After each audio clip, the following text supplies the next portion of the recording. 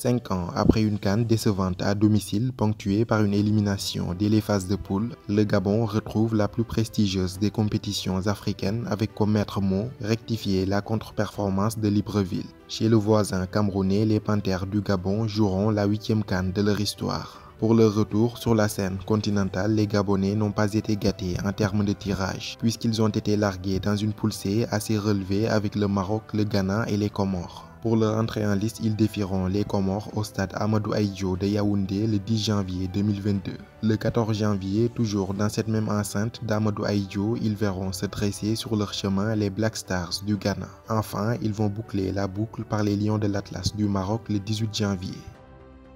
Le palmarès du Gabon est loin d'être le plus fameux d'Afrique. La sélection n'a disputé sa première CAN qu'en 1994 en Tunisie. En 1996, en Afrique du Sud, le Gabon franchit l'obstacle des phases de poule pour la première fois, mais quitte la compétition en quart de finale après un revers concédé face à la Tunisie au tir au but. La meilleure version de l'histoire du Gabon à la CAN, c'est sans doute celle de 2012. Co-organisateur de l'édition 2012 avec son voisin équato-guinéen, le Gabon réalise un parcours sans faute en phase de poule. Porté par des attaquants en feu, Pierre-Emerick Aubameyang et Eric Moulungi, les Panthères du Gabon battent successivement le Niger 2-0, le Maroc 3-2 et la Tunisie 1-0 à Franceville.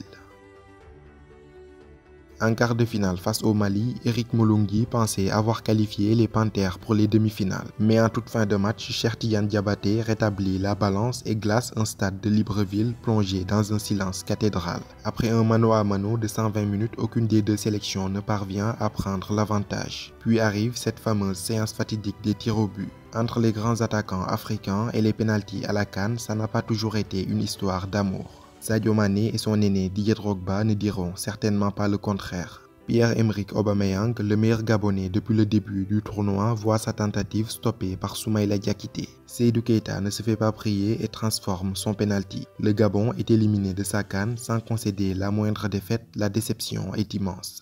À nouveau, pays hôte en 2017, le Gabon est à nouveau invaincu sur ses terres. Mais avec 3 matchs nuls concédés contre la Guinée-Bissau, le Burkina Faso et le Cameroun, ils prennent la porte à l'issue des phases de poule. Absent de la CAN 2019, le Gabon, sous la houlette du Français Patrice Neveu, fera son comeback. À son arrivée en 2019, le technicien de 67 ans a dû fédérer à nouveau un groupe pour le moins divisé. Patrice Neveu, c'est surtout un entraîneur qui mise beaucoup sur la discipline et un état d'esprit irréprochable pour faire gagner ses équipes. Son mérite réside également dans le fait d'avoir su tirer le meilleur de son attaquant Pierre-Emerick Aubameyang. En 2022, il entamera sa 3e année à la tête de la sélection et espère voir son travail acharné se matérialiser par une bonne CAN.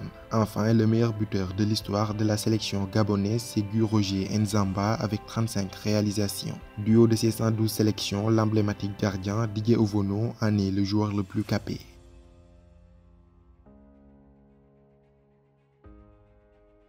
Logés dans le même groupe que la Gambie, la République démocratique du Congo et l'Angola, les Panthères finissent 2e avec 10 points à égalité avec la Gambie mais devancés au goal average. Le Gabon débute par un nul, 0 but partout en République démocratique du Congo, puis s'impose 2-1 à Franceville devant l'Angola. S'en suivra une nouvelle victoire à domicile sur le même score, cette fois-ci face à la Gambie. Au match retour, les Panthères sont en déplacement à Banjul. À leur arrivée en terre gambienne, leurs passeports sont confisqués sans justification par les autorités gambiennes. Conséquence, l'équipe passe une nuit pour le moins inconfortable à l'aéroport la veille du match. Le manque de sommeil était peut-être la raison de ce gros loupé d'Anthony Messi qui offrait un but tout fait à Modou Barrow.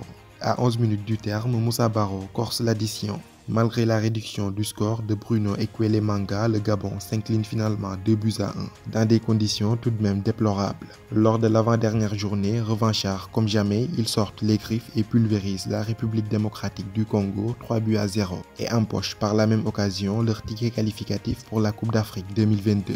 Le revers 2-0 concédé en Angola restera anecdotique, la mission fut déjà accomplie.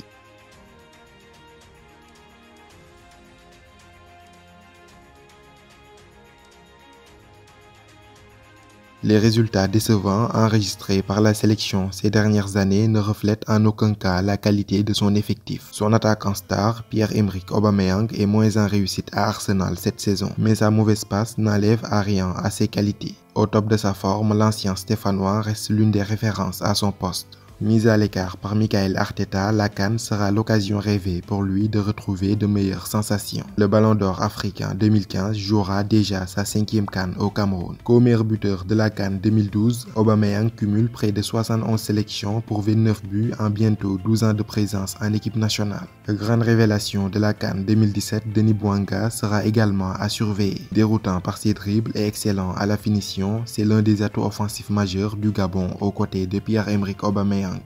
Moins connu que ses deux alter-ego de l'attaque, Aaron Boupendza reste tout de même un sacré attaquant. Rapidité, puissance, technique et force de frappe, l'attaquant de 25 ans affiche une panoplie complète. Lors de la saison 2020-2021, Boupendza avait affolé les compteurs avec 27 buts en 29 matchs. Il avait tout pour franchir un nouveau cap, mais il avait choisi de mettre sa famille à l'abri en rejoignant le Qatar et Al Arabi Sporting Club. Pour cette CAN 2022, Patrice Neveu a décidé de se passer de l'un de ses joueurs cadres, le milieu de terrain du Yeni Malatyaspor, Didier Ndong. Ce dernier paie sans doute sa prise de position sur l'arrêt du championnat gabonais depuis 2 ans et son soutien au syndicat des joueurs locaux gabonais complètement délaissé par la Fédération gabonaise de football. Enfin, c'est pas le sujet de la vidéo, on ne va pas s'y attarder.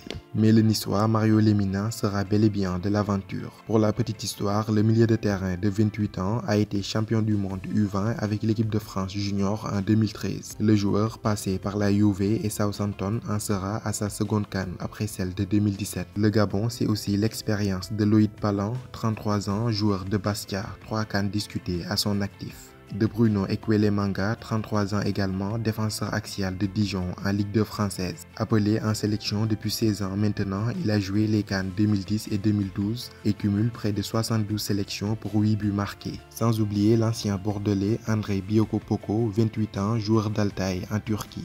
En 2011, il avait remporté le championnat d'Afrique U23 avec la sélection gabonaise. Malgré ses 28 petites années, il a déjà pris part à 3 CAN en 2012, 2015 et 2017. Pour leur retour sur la scène continentale, les Panthères entendent bien sûr sortir les griffes et décrocher une place au second tour et pourquoi pas faire mieux qu'en 1996 et 2012.